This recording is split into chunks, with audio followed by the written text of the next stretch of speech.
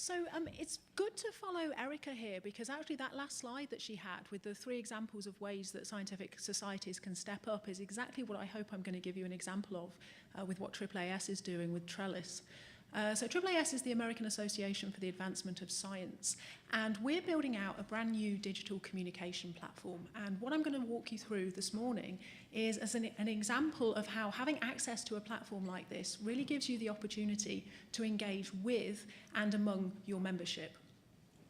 So we're going to focus today specifically on science advocacy and what that ecosystem is looking like specifically on Trellis.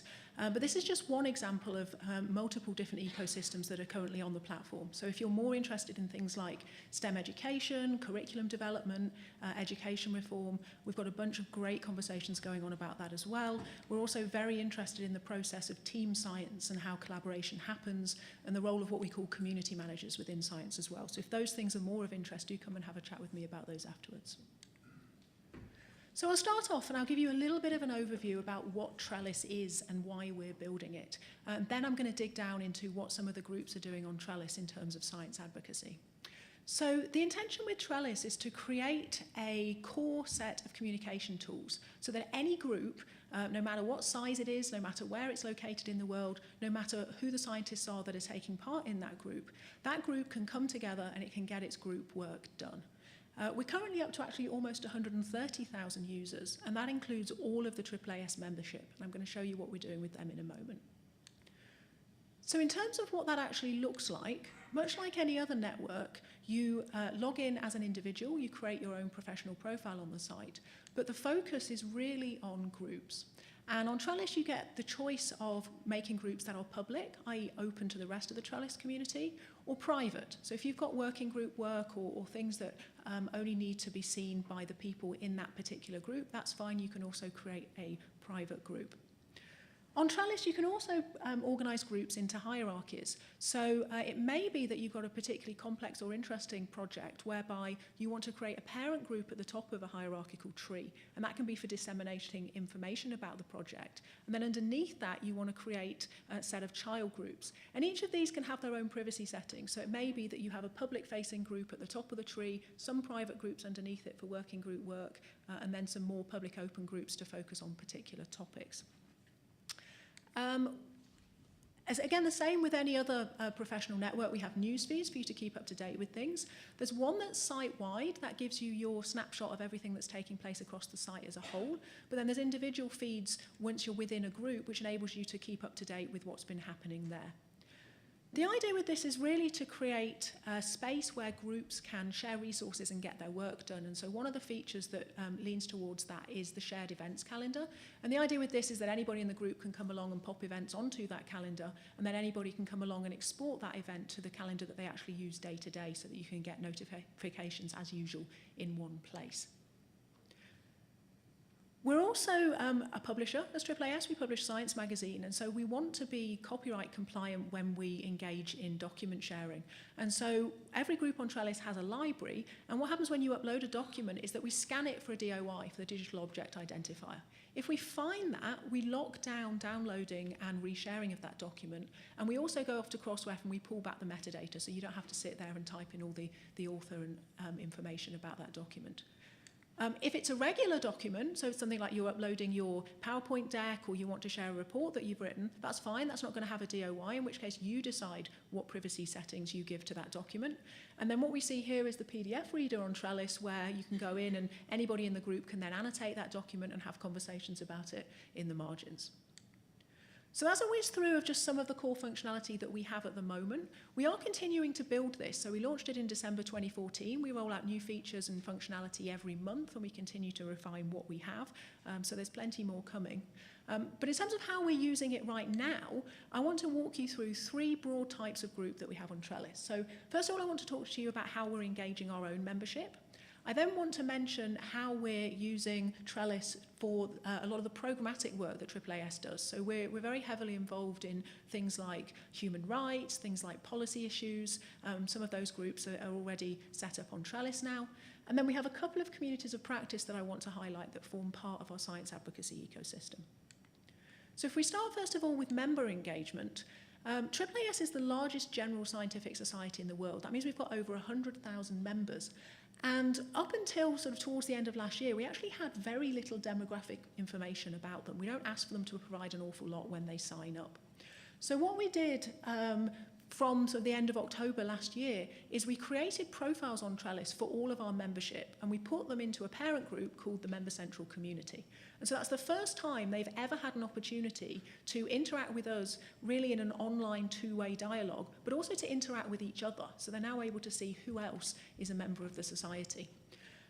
What we've then started doing is executing what we're calling a getting to know you content strategy. So these are 3 regular posts a week that we're putting in that parent group for all of our members. That includes topical discussions about key scientific issues.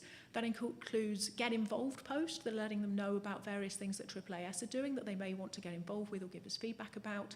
And then we have a slightly more relaxed chat on a Friday afternoon, which is a great way of getting people to self-disclose about the particular things that they're interested in. AAAS members can also choose to belong to up to 3 subject-specific sections.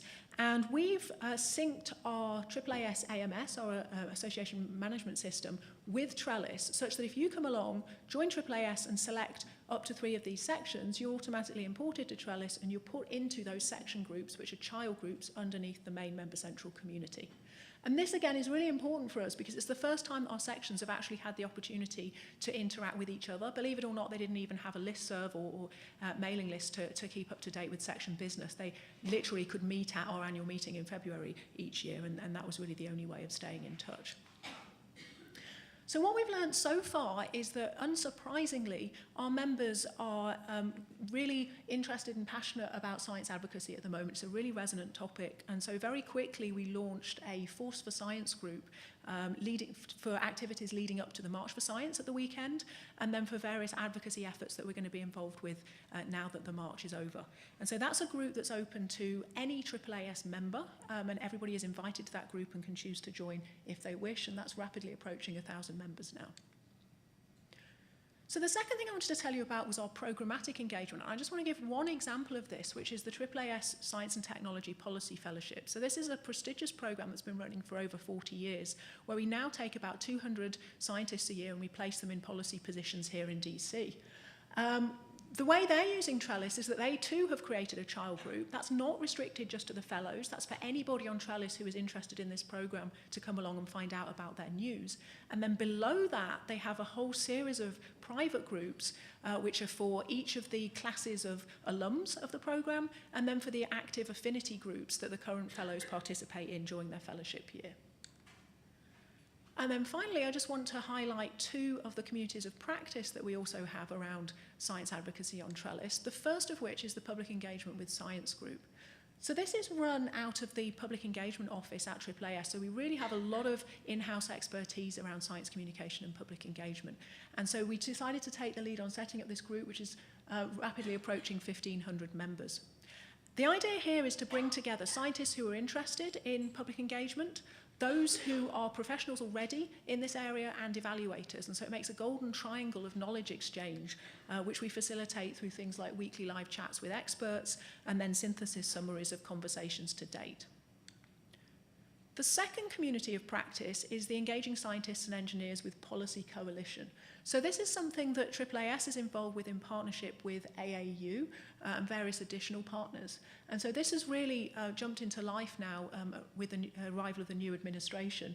And so that's a group rapidly approaching 500 members with a lot of deep policy experience. So in terms of bringing all of this together and explaining to you how this is operating as an ecosystem on Trellis, we did various things in the run-up to the March for Science. So the Force for Science group, you'll remember that's one of the topical child groups that we have in the Member Central hierarchy. That was used to share a lot of our plans around the weekend of the March. So AAAS really stepped up around the March, and we organised a host of workshops and activities at AAAS HQ. We also, for the first time, brought together all the great materials that we already have about public engagement and policy to create a brand new advocacy toolkit, and that was launched last week, and that's been shared on Trellis as well. And then the group was also used to crowdsource some of the satellite marches, so many of our members had stepped up and were co-organisers of these satellites outside of DC. Members who were coming to DC to March wanted to meet up with each other, and they could use the group for that. And the group was also used for sharing news and editorials around the march. The public engagement with science group, that was really getting down in the weeds. So these are the experts when we're really thinking about public engagement, and so they were hosting conversations about how to get involved with science advocacy after the march and discussing really the technical details of science advocacy. And then the ESEP group, which has the policy focus, they were involved with organising the recent Science and Technology Policy Forum that AAAS runs every year. And so we were able to write up some of the roundtable discussions there and feed that back into an online community and create a larger audience for it. In terms of what happens after the march, well, the Force for Science group really acts as a place for bringing a lot of these conversations together. So it's really a home for connection and synthesis. The public engagement with science group is going to continue with its expertise in engagement, and it's going to take one of the arms of the new AAAS advocacy toolkit and translate that in terms of providing the kind of training that Erica was talking about. So starting today, in fact, and all through the month of May, we're going to be hosting a series of activities on Trellis about creating and deploying a public engagement plan. And then the reins pass over to ESEP, who will be taking on the second arm of the advocacy toolkit and hosting a month of activities around engaging with policymakers. So you can see this all feeds together very nicely into a rich ecosystem of expertise that if we didn't have access to this digital platform and to these organisations involved in these conversations, we wouldn't be able to do this. Happy to take questions about this afterwards. Thank you.